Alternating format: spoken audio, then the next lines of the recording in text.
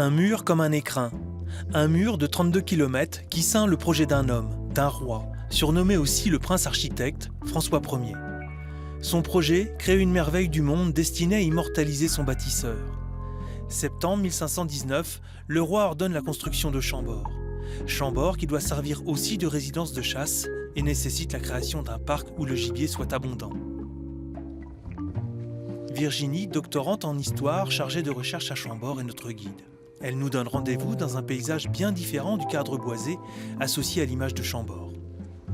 En fait, à l'époque de François Ier, au XVIe siècle, nous sommes sur un territoire moins forestier. Il y a encore de grandes plaines, des prés, des terres agricoles. Il y a aussi quelques paysages de landes et puis des marais aux abords du château. Et François Ier choisit ce terrain parce qu'il a une réputation très giboyeux. Et d'ailleurs, les comtes de Blois avaient fait construire ici, à l'emplacement du château actuel, une première résidence dans laquelle ils venaient lorsqu'ils voulaient chasser sur les terres giboyeuses de Chambord et de Boulogne. Chambord est à 2 heures de cheval du château royal de Blois, c'est un lieu idéal. Le roi y chassera avec sa petite bande, 300 de ses plus proches sujets.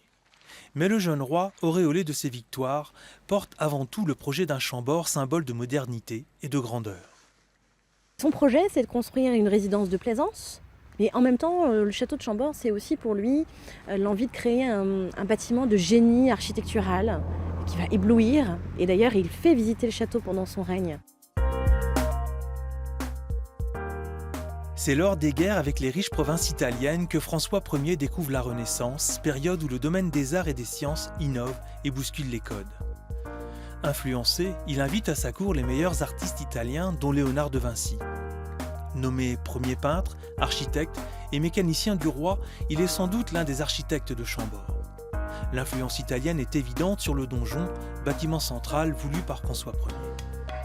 Nous ne sommes pas dans un donjon médiéval sans ouverture, bien au contraire, et qui sert pour la défense.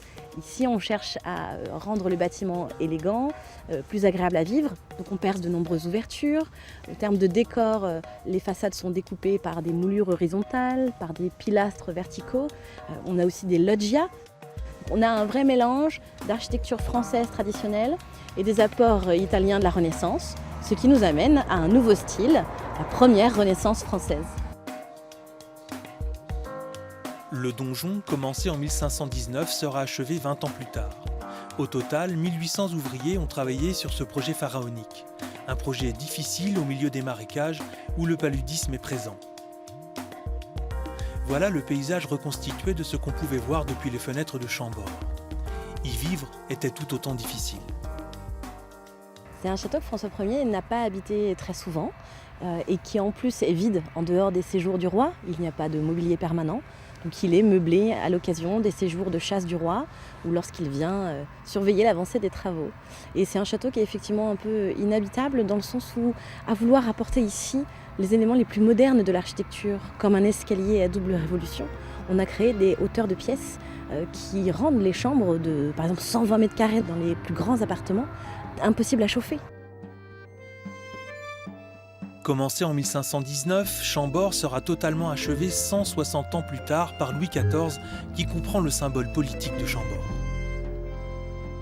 Chambord, c'est un objet politique que François Ier aime montrer à des ambassadeurs, à des souverains, comme Charles Quint, qui est impressionné en venant ici. Et on lui prête des mots, on dit qu'en voyant Chambord, il aurait dit « J'ai vu ici l'abrégé de ce que pouvait l'industrie humaine ». François Ier meurt en 1549.